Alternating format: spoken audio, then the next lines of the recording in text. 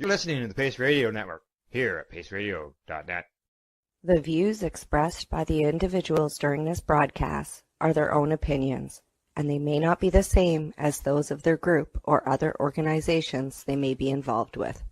All medical advice during our broadcast is not a medical opinion and should be checked with your medical physician.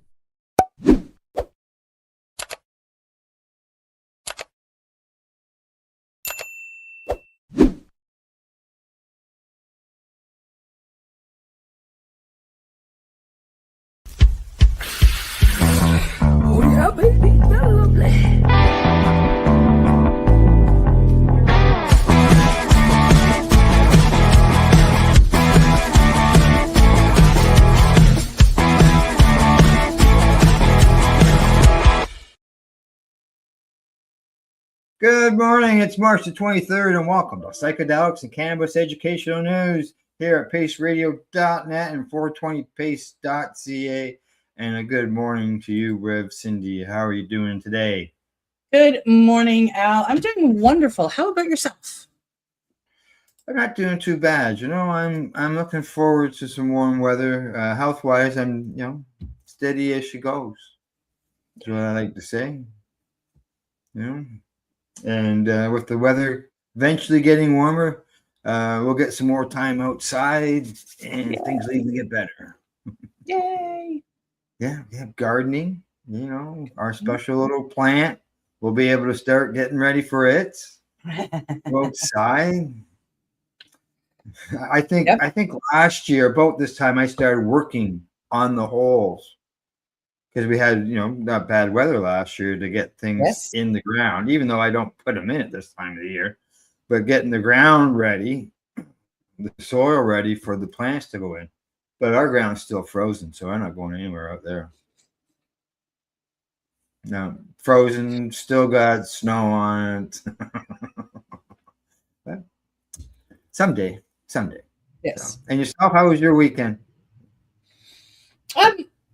The weekend was pretty good. It was, we had the threat of snow all weekend, but then it never showed up. It's apparently showing up this afternoon. We were supposed to get 25 to 50 centimeters, but now it's gone down to 1 to 3. So that's not bad. That's good. Yeah, much better. 1 to 3. You'll take that over the 25. Yeah, we got some snow over the weekend as well. Yeah. But we live in Canada, so it's going to happen, right? It is. All right. What do you say we get started into the news? We might as well.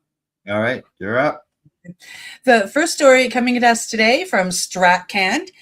End of Cannabis Act funding accounts for significant Health Canada spending and staff reductions.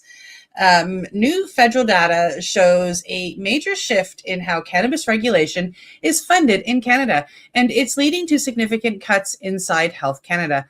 According to StratCan, recent government spending reports reveal that as initial funding tied to the rollout of the Cannabis Act comes to an end, Health Canada is scaling back both its budget and staffing levels related to cannabis oversight. In the early years following legalization in 2018, substantial federal resources were allocated to build out regulatory systems, licensing frameworks, inspection, and compliance enforcement. But now, as the system matures, those temporary funding streams are expiring. The result is a noticeable reduction in spending and fewer personnel dedicated to cannabis-related roles within the department. Officials suggest this reflects a transition from implementation to maintenance. In other words, the heavy lifting required to launch legalization has largely been completed, and the system is moving into a more stable, ongoing regulatory phase. However, some industry observers are raising concerns about what these cuts could mean in practice. Fewer inspectors and regulatory staff could impact how quickly licenses are processed, how thoroughly compliance is monitored, and how effectively the legal market is supported. There are also broader questions about whether reduced oversight could create gaps in the illicit operators' might exploit, or that illicit operators might exploit, my apologies, particularly at a time when illegal competition remains an ongoing challenge in parts of the country.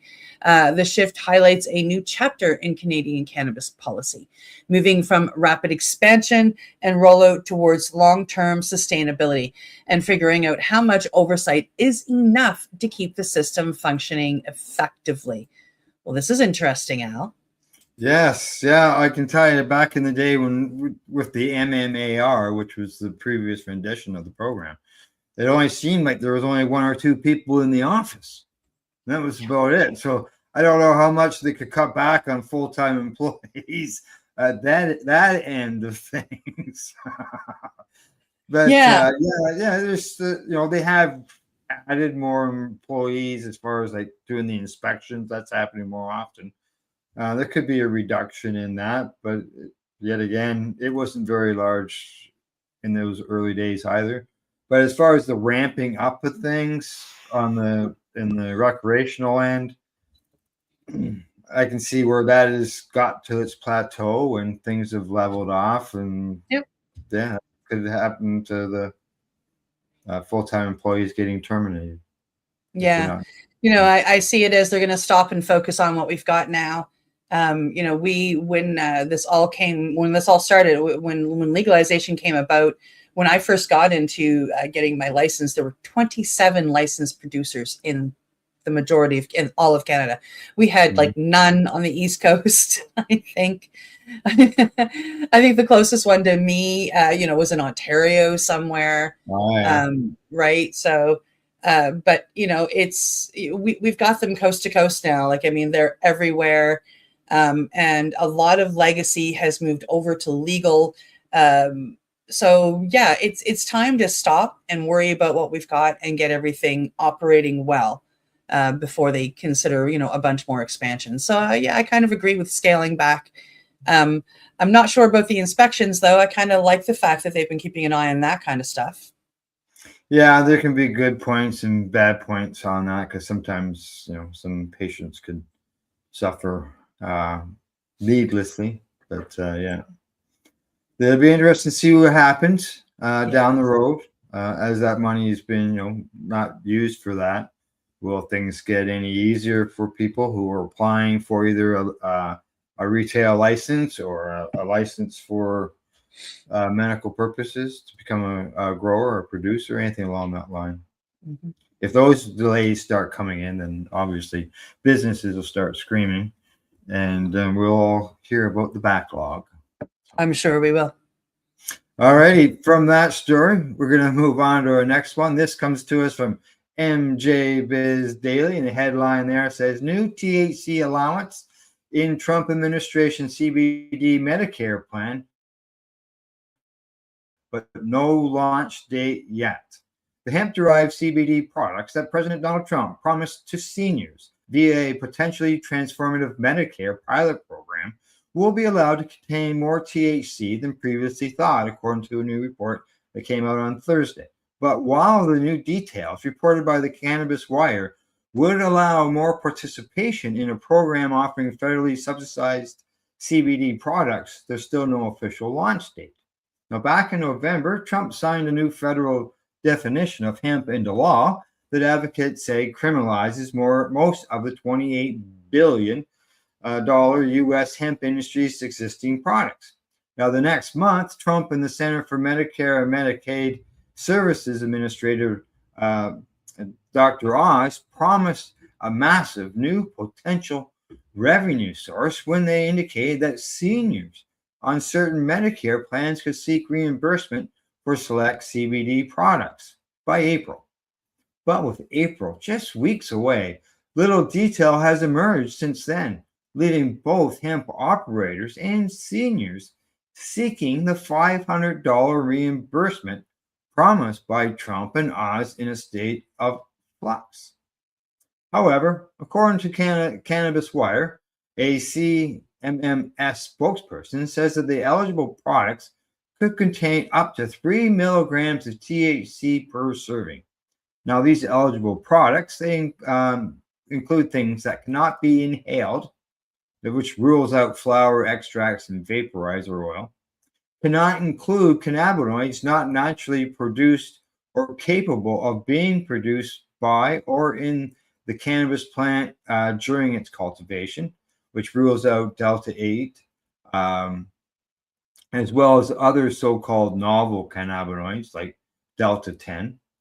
Now, more details, that includes things such as doctors, pharmacies, and others, other accountable care organizations that want to participate in the still mostly undefined program will be released in the coming weeks.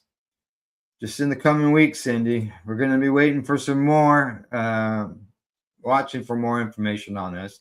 But it's not, you throw this out there, then your deadline has come.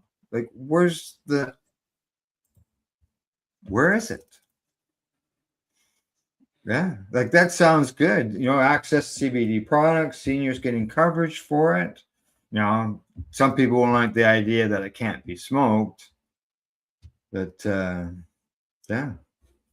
Yeah, I mean, it's not much. It's only $500. But it's something. And yeah.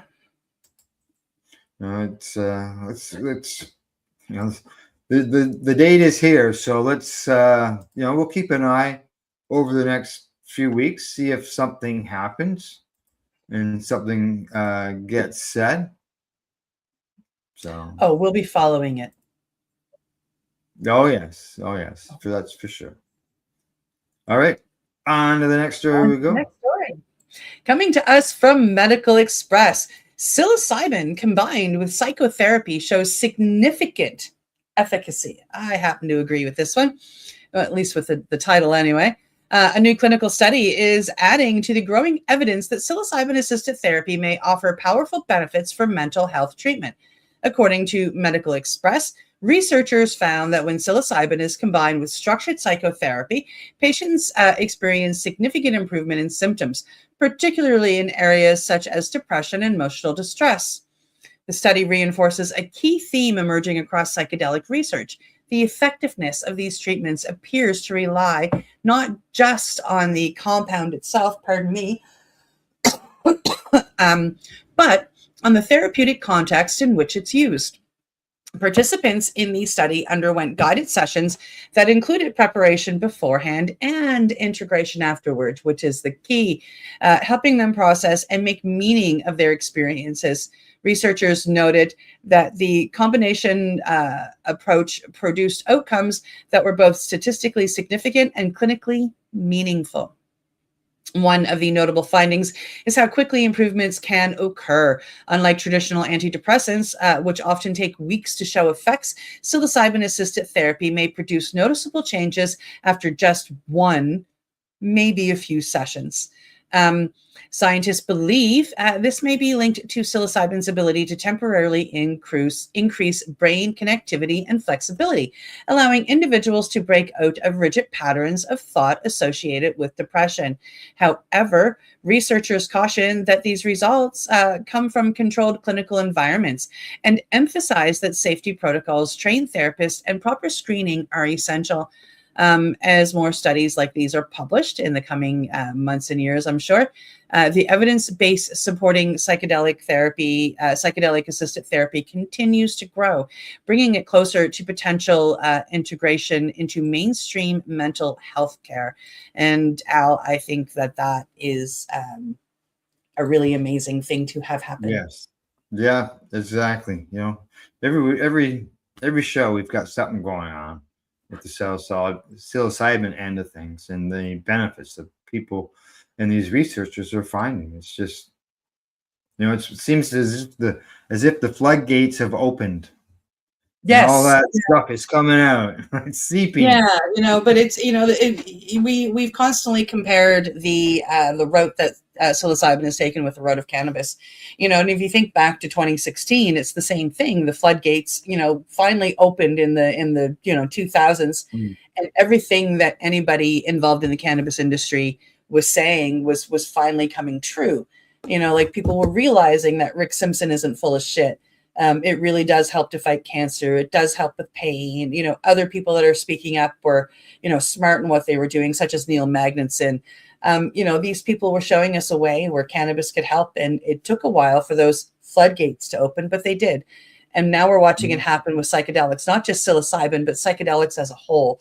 And it's really exciting to watch it. Yes, it is. It is. It's it's been something that was demonized for so long, and now it's being heralded as a savior for so many. Yep. Yeah. All righty. Anything else on that? I don't think so. All right. Time to move on to the next story. Here we go. This one comes to us from the International Cannabis Business Conference. Headline says Japan Health Ministry announces ban on cannabinol. Yeah, correct. They're banning CBD in Japan. Japan's health minister announced Wednesday that it has classified cannabinol, CBD, or CBN, a compound derived from cannabis, as a designated drug, banning its manufacture, import, sale, and use starting June 1st, except for limited medical purposes. CBN, like, come on. Now, under the revised ordinance, CBN products sold domestically both at in-person stores and online as gummies, cookies, oils, and vapes will effectively disappear from the consumer market. Only patients with specific conditions, such as intractable diseases with no alternative therapy or treatment, will be allowed to use them, the outlet also reported. Now, consumers who are currently in possession of any products containing CBN must dispose of them by June the 1st, the minister says. Now, in late December of 2023, Japan's parliament approved a reform measure that legalized cannabis-derived medical products under certain conditions. The approved policy or public policy measure also imposed stiff penalties for the use of non-approved cannabis products, although the measure did not specifically address every known cannabinoid.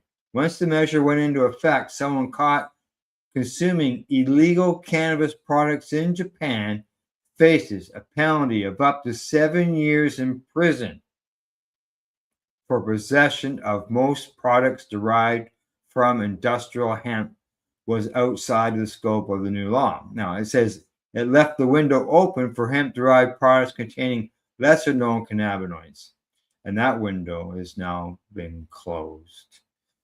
Cindy, I don't know about you. I haven't heard of anything that is dangerous about CBN that would require it to be banned. They don't want their people to sleep? Beats me. Like, it's a beautiful cannabinoid. Yeah. Why would you ban 7 years in prison for CBN? 7 years in prison. Yes, that too. For taking something that helps you sleep. I don't know. Oh boy, things got to change.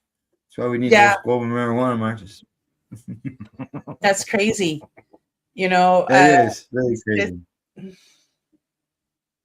Yeah. Speechless. Yeah, I don't know what to say about that. Yeah, I know. That's crazy. Other than saying that's crazy. Very crazy. Okay. Well, other than that, it is time for us to take a break. We'll be back in about 3 minutes. You're watching Psychedelics and Cannabis Education and News. We're live here at paceradio.net. We are people advocating cannabis education here at paceradio.net. Limestone City Hydroponics is Kingston, Ontario's hydroponics shop. Take your growing to the next level and create the optimal environment with a tent kit, or maximize your yield with an ebb and flow flood table kit. Either way, Limestone City Hydroponics has more sizes and options to fit your needs. Are you looking for the power of the sun that adapts to your budget? Then look no further, as they have professional grow lighting. They have indoor grow systems that are easy and cost effective, with many options to fit your living space and lifestyle. Cultivate your growing potential. We have everything you need to succeed. And if you can't make it to the store, they offer local delivery to the greater Kingston area. Remember, when you're looking for experts to help you grow, then look no further than the locally owned Limestone City Hydroponics, 105 Sunderland Drive in Kingston, Ontario. Call them at 613-548-0420. Rerolled Saturdays. Check it out. Nothing but non-stop cannabis and psychedelic programming. Find it at 420pace.ca. Enjoy the buzz of legalization with Campbellford Lifestyle Shop. From lights to plant nutrients, books, consumption accessories, and more. We've got all your basics to grow or consume cannabis. Visit our info center or take a look at our piercing services and body jewelry, now available in-store through Campbellford Lifestyle Shop. 17 Bridge Street West, Campbellford. Are you looking to get your medical cannabis grow license? Limestone City Hydroponics can help patients through the process of obtaining their license to grow medical cannabis.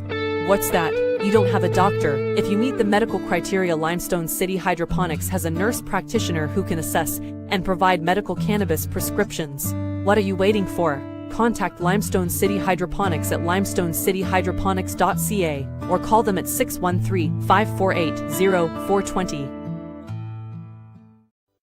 PACE Radio is the People Advocating Cannabis Education Radio Network.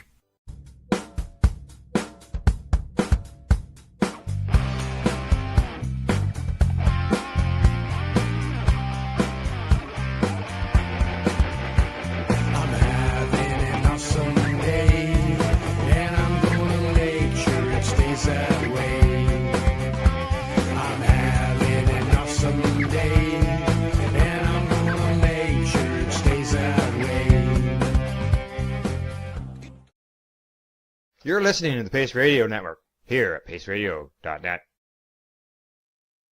And you're watching Psychedelics and Cannabis Educational News.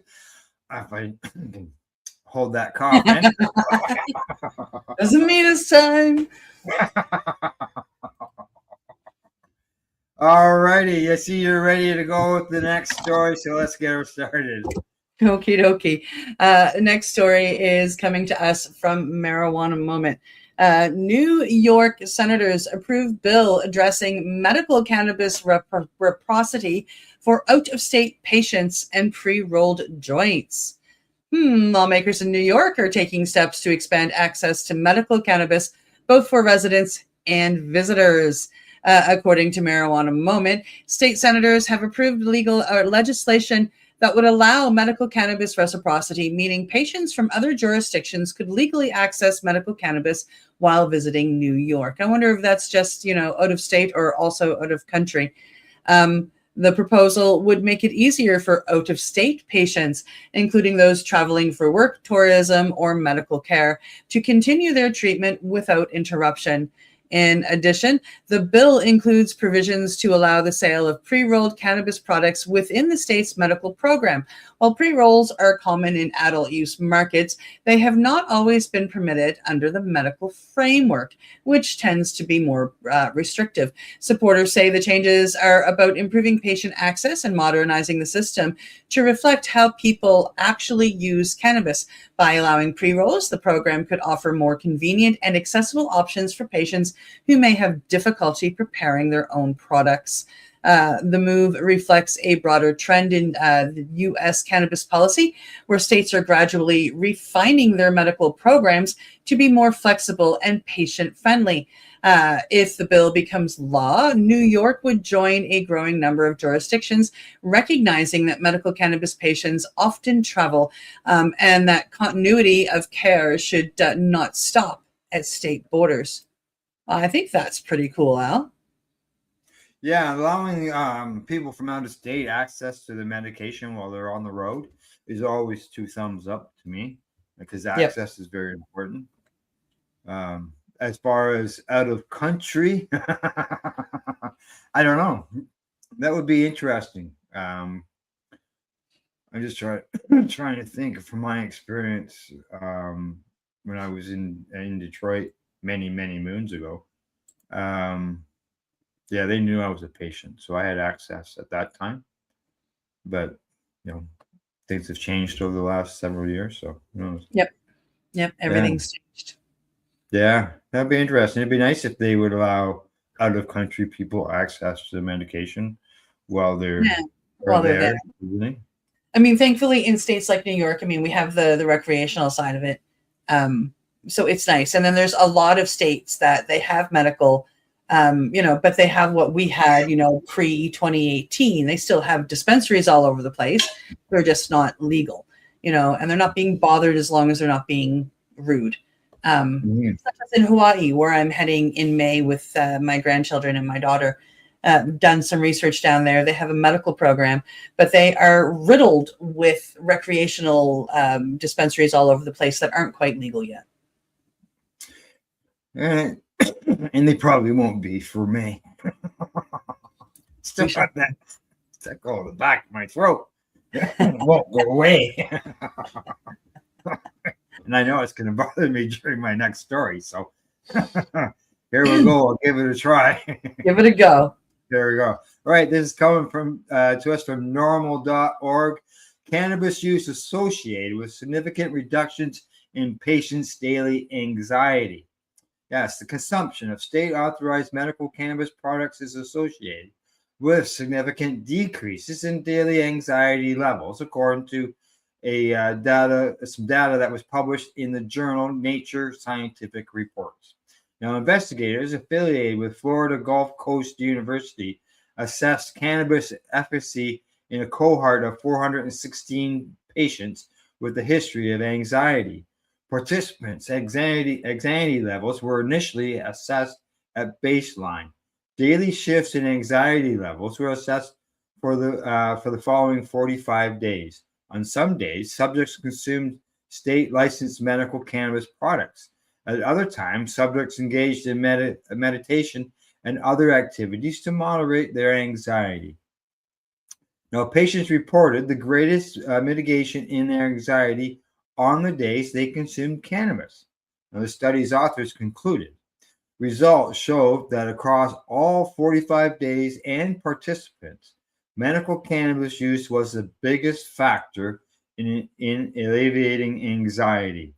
Investigators investigating how patients administered their medical cannabis revealed no effect of route of administration on the relief of the anxiety. Now, future work should help paint a clearer picture on how initiating and maintaining medical cannabis use helps individuals deal with daily anxiety levels. Now, in a previous study of state-registered medical cannabis patients, over 90% of respondents said that cannabis helped to relieve their anxiety. Survey data consistently reports that consumers are most likely to use cannabis for purposes of mitigating pain and anxiety. There you go. Cannabis, everybody, all of the patients, that's 100%. Yeah. Found the benefit of using cannabis to deal with anxiety. Yeah, that's a big deal. It's big numbers. Yeah, it's an amazing plant, and they did mention mitigating pain here as well. Mm-hmm. Yeah, exactly. Well, I know that there's been times over the years where I've had some anxiety about something that I'm about to do, and I go smoke a joint. Yeah. And you go feel ahead better. and do it. Yeah. Yeah. Exactly. Alrighty, on to the next story. Okie dokie. On to the next story. Coming to us from Marijuana Moment. This one caught my eye. The WNBA, women's sports, offers to end cannabis testing for women's basketball players as part of a reported deal with the union. Very cool. Professional sports may be on the verge of another major shift in cannabis policy. According to Marijuana Moment, the WNBA is reportedly offering to end cannabis testing for its players as part of ongoing negotiations with the players' union. If finalized, the change would align the league with a growing number of sports organizations that have moved away from penalizing cannabis use. In recent years, leagues like the NBA and the NFL have relaxed or modified their cannabis policies, reflecting changing public attitudes and increasing recognition of cannabis as a wellness tool.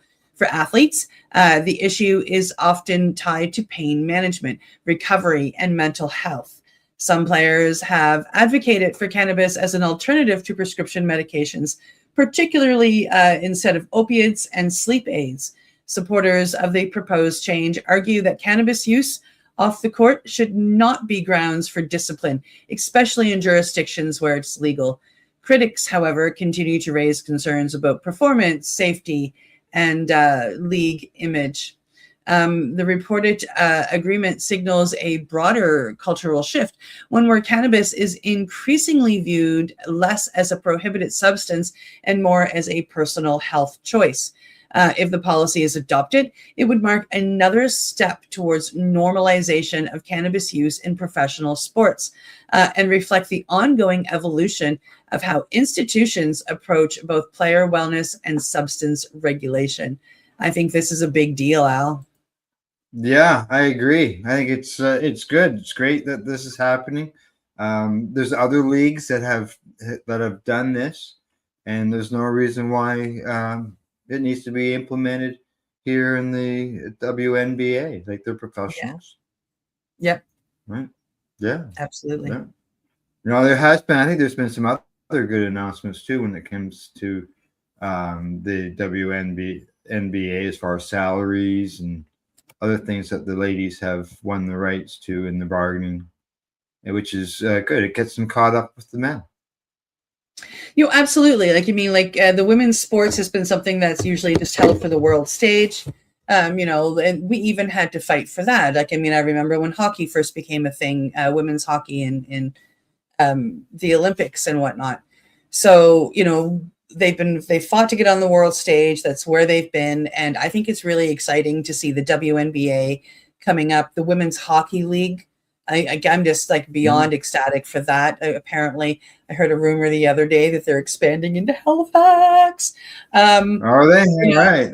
Yes. Yeah. And of course, the women's baseball just started back up.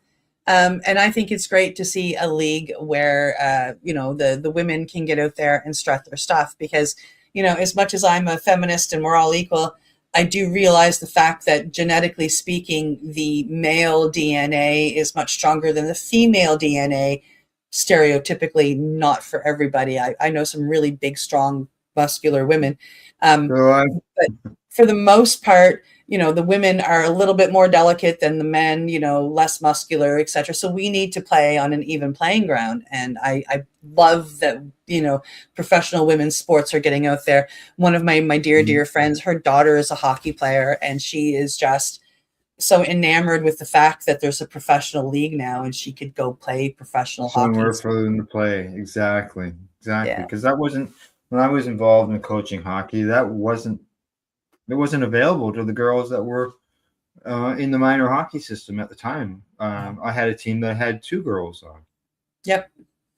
They can go so far with the mixed leagues, and then they have to start splitting them off. And at that point in time, until recently, there's been no place for the girls to go. And now places are being developed for the girls to go. And I'm just so excited for the young ladies out there that have aspirations of playing professional sports all year round. Exactly. All righty. Time for us to move on to our last story of the day. And this comes to us from StratCan. And the headline reads, Conservatives' Cannabis Contradictions on Full Display in Rogan Poilievre Interview. American podcaster Joe Rogan hosted Canadian politician Pierre Poilievre on his podcast on March 19th, in which they briefly shared a surprising agreement on the value of legal cannabis. The surprising part for Canadians who don't have the political memory of a gnat was Poilievre's agreement with Rogan on the topic and principles of cannabis legalization. Really, they agreed. Now, despite Poilievre's agreement with Rogan that the government should not be preventing people from consuming something like cannabis, cheeseburgers, or whiskey, that him and his entire party, except for one person who was punished for it, voted against legalizing cannabis in Canada. Now, the Conservatives, including Pollier, not only voted against the bill that legalized and regulated cannabis in Canada, but also opposed the process at every step, refusing to even improve or refine the bill during a series of House committee hearings as it made its way through Parliament. Rogan mentions to Pollier that Canada has legal cannabis. Rogan then expands on his thoughts on why cannabis should be legal. He says it's not heroin, it's not opiates. This is what he tells Pierre Pollier. It's not like maybe you shouldn't do it if you have mental health problems, right? But there's a lot of people just like to take a pot gummy and go to bed and make them sleep better. Like, leave them alone. Like, leave people alone. Let people have a glass of whiskey. Let people have a glass of wine with dinner and leave them alone. At that point, Pollier interjects to say, "That's my philosophy." What? Really? I don't think so, buddy. Now, Rogan continues, like, stop coming up with laws where you can impose your values and your morals and your judgments on other people. And Pollier continued to agree with Rogan. Ironically, given his vote against the right that in regards to cannabis. Like, no wonder. A good headline. Now, a more insightful interviewer might have instead noticed that this is a striking example of the huge gap between the Conservative Party's rhetoric and its actual policy. A leader from a political party that consistently opposed cannabis legalization, actively avoiding contributing to or amending the legislation, instead relied or fear-based messaging about the potential for social collapse, is now espousing principles of personal freedom, limited government, and the dangers of government overreach. Yeah, that's exactly what he's doing. During the interview, Pollier was paraphrasing words on the principles of freedom and liberty from a powerful slave owner. Meanwhile, those radically meddling nanny-state liberals, and even worse, Trudeau, actually took the difficult and politically risky path of ending nearly a century of government-imposed mortality. Rogan should do research before interviewing a politician and learning that stances on these topics. He's just there for entertainment purposes or to help specific voices push specific talking points and narratives. Perhaps one day, one of these conservative politicians will govern in ways that mirrors how they talk when they're on a podcast. Obviously, saying one thing during election time, during the cannabis thing, and now he goes on this podcast and says that basically he's for. Well, one of the things that I like when we judge our politicians for changing their minds, one of the things that I always stand up for is we all have the right to realize how wrong we are, and to change our minds. And maybe Polyev has done that. But what Polyev should say is, I was wrong back then. He should at least acknowledge where he was and the choices and the reasons why he decided to change his mind. Because then that tells us that he's human and that he's admitting. Yeah, he was wrong. And he hasn't done that. He's just all of a sudden saying these things on a podcast. What's he going to say next time? Because for those who were around in 2012, 2013, somewhere around there, he voted to put us in jail longer than people who sexually abuse children. He voted for that bill, Bill C-10, the Crime and Community Safety Standards that Stephen Harper put out. And Polyev agreed with it, and he voted for it. So as far as I'm concerned, that's his stance. Until he comes right out and says otherwise, and I don't even know if I'll believe him until I see action that says otherwise. Yeah. So, all right. Anything else?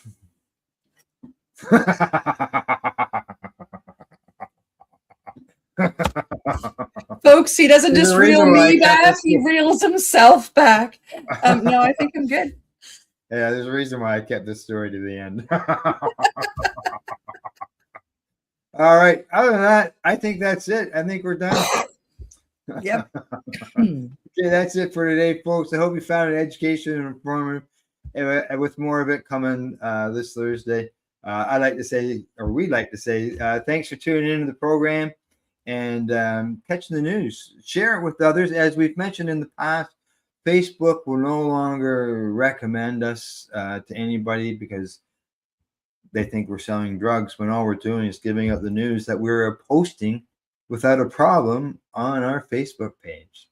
So share us around so everybody can get educated. Other than that, thanks also to our sponsors, Limestone, City Hydroponics.ca, the Campbellford Lifestyle Shop, and At-Eze.ca. And as we always say, got a message. Buddy Weeds, you have a great day. You have a great day as well. And as I was saying, here we go. Do not educate, medicate, do not incarcerate. We'll see you Thursday. You're listening to the Pace Radio Network here at paceradio.net. The opinions of the individuals during this broadcast are their own, and may not be the opinions of their group or other organizations they may be involved with. All medical advice during our broadcast is not a medical opinion and should be checked with your medical physician. Enjoy the buzz of legalization with Campbellford Lifestyle Shop. From lights to plant nutrients, books, consumption accessories, and more. We've got all your basics to grow or consume cannabis. Visit our info center or take a look at our piercing services and body jewelry, now available in-store through Campbellford Lifestyle Shop, 17 Bridge Street West, Campbellford. Limestone City Hydroponics is Kingston, Ontario's hydroponics shop. Take your growing to the next level and create the optimal environment with a tent kit, or maximize your yield with an ebb and flow flood table kit. Either way, Limestone City Hydroponics has more sizes and options to fit your needs. Are you looking for the power of the sun that adapts to your budget? Then look no further, as they have professional grow lighting. They have indoor grow systems that are easy and cost effective, with many options to fit your living space and lifestyle. Cultivate your growing potential. We have everything you need to succeed. And if you can't make it to the store, they offer local delivery to the greater Kingston area. Remember, when you're looking for experts to help you grow, then look no further than the locally owned Limestone City Hydroponics, 105 Sunderland Drive in Kingston, Ontario. Call them at 613-548-0420. We are people advocating cannabis education here at paceradio.net.